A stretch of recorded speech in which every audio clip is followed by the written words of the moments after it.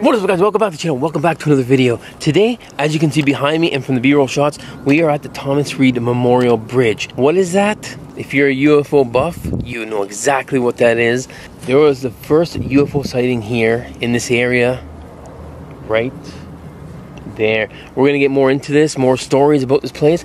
This actually is a really cool place, especially if you're a UFO buff. So, all my links are down below, guys. Let's go.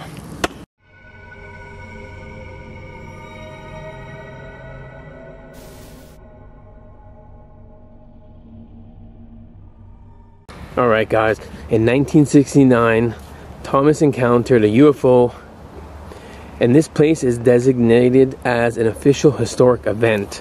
I'm wondering if he was actually abducted here, or he's seen it from here. And we're in Sheffield, Massachusetts, right near the old covered bridge, which is a rebuilt old covered bridge. This bridge spans just off US Route 7 north of the village center.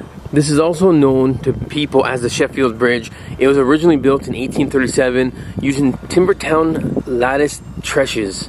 The trusses have closely spaced members in the form of a lattice. The structure was once the earliest example of the particular structure bridge type.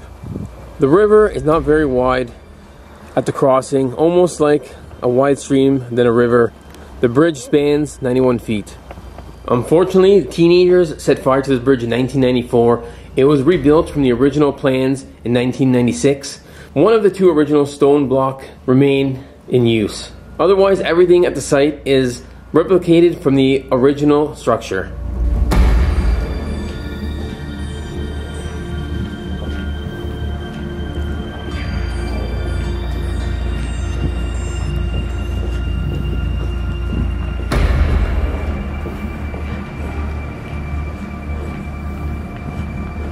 Pedestrians are allowed on the bridge, but unfortunately with those structures right in front of us, no cars are allowed on the bridge.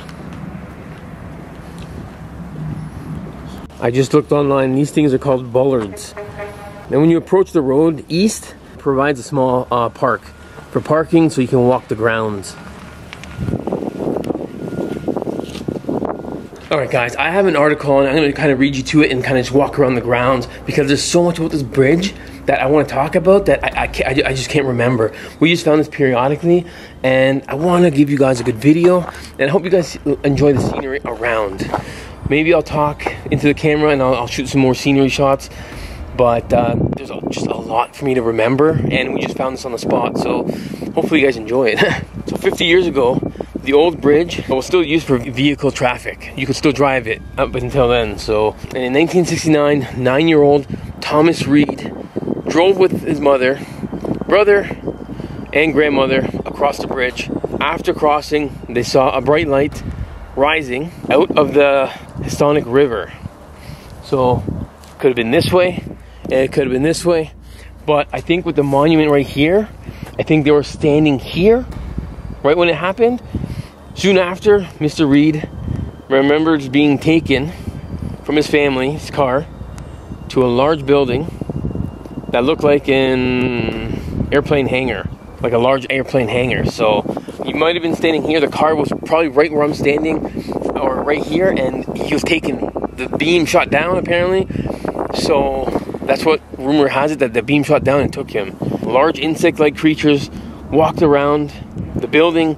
Mr. Reed ended up in a room with a building, and he remembers back in the car with his family shortly after that.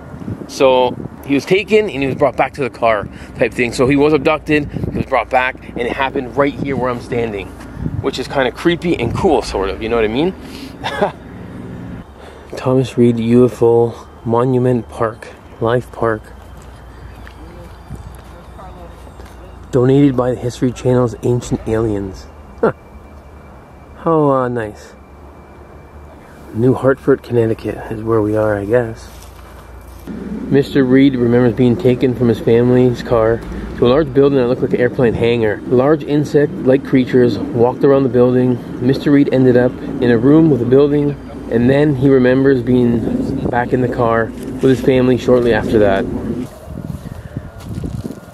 Apparently everyone was seated in different spots of the station wagon. Mr. Reed thought that the ordeal seemed to last a few minutes, but in reality it lasted 2 hours. The night, dozens of Berkshire residents called a local radio station to report the unusual lights and loud noises. Several had spotted saucer-shaped aircrafts hovering the sky. So, and a local just told me right here, right over there, they go over there at nighttime and they hear weird noises and sometimes see some flickering lights. And that's currently right now that they do that. Guys, in 2015, the Great Barrington Historical Society voted to recognize the 1969 encounter as an official historic event. So that's why the History Channel guys came here. They did a whole Netflix documentary in here. And a local just told me where the lights were going when the kid was abducted. So we're going to walk over there in a second. Mo's actually just waiting for me to go there quickly. The local neighbor who I just spoke with off camera with Mo, he's leaving right now. It would have been nice if we would have got him to show us where, but we're going to go figure it out. We have an idea of where he said, so we're just going to walk over there. The vote was not unanimous, and some members strongly opposed this designation of this plaque right here.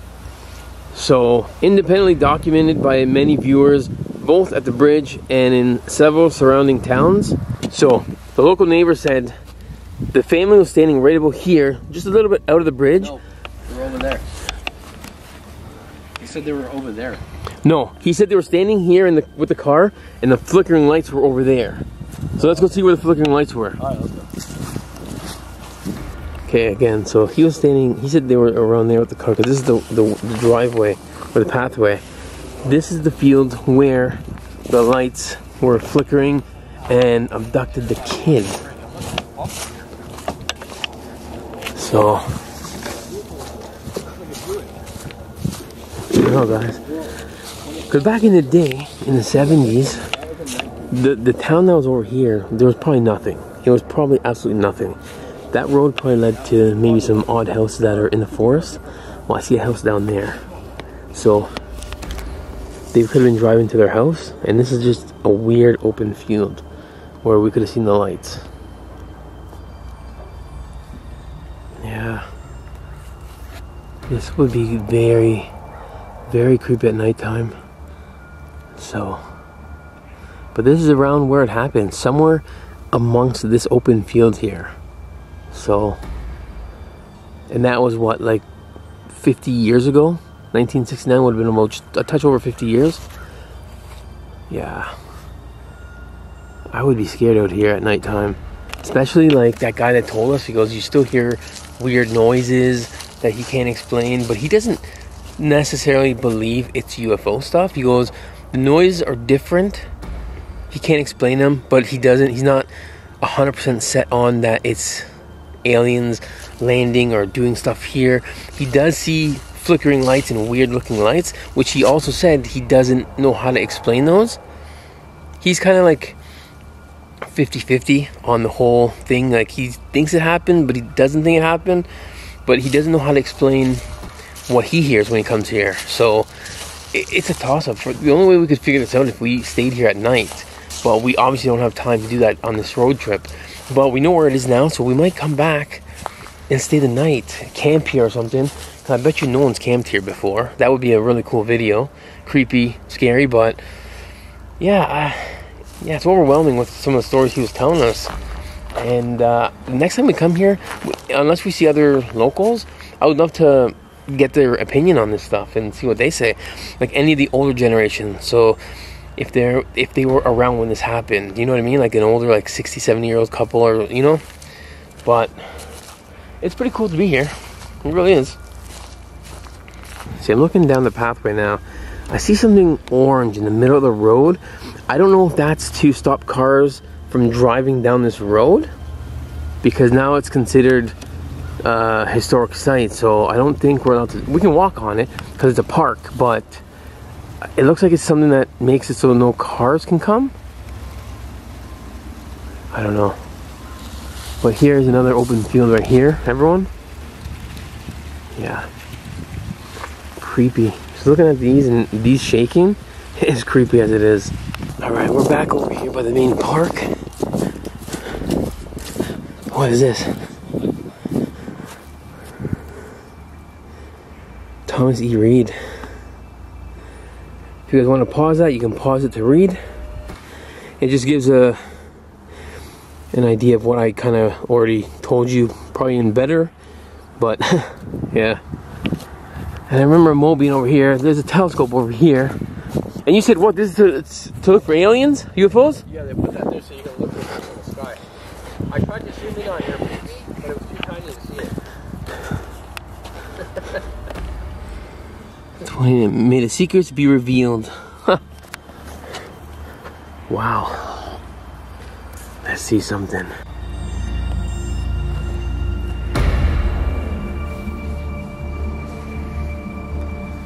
I can't see nothing.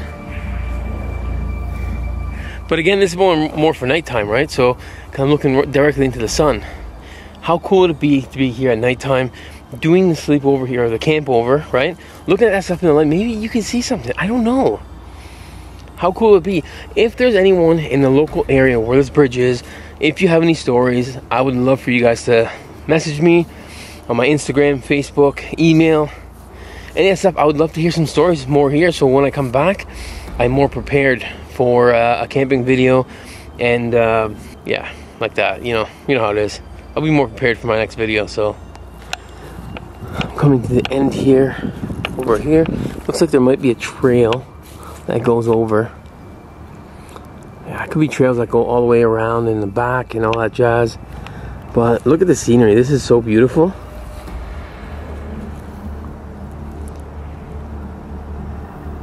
Alright guys, I'm gonna end my video off. Thank you all for watching. And just to be sure, like, if you guys know where this is, if you have any stories, please email me or contact me in any way you can. I would love to hear the stories from here, because this place intrigues me and I want to come back and do another video. So yeah, you guys know how it is. Keep it real, stay positive, keep living that dream, and I'll see you next time. Peace.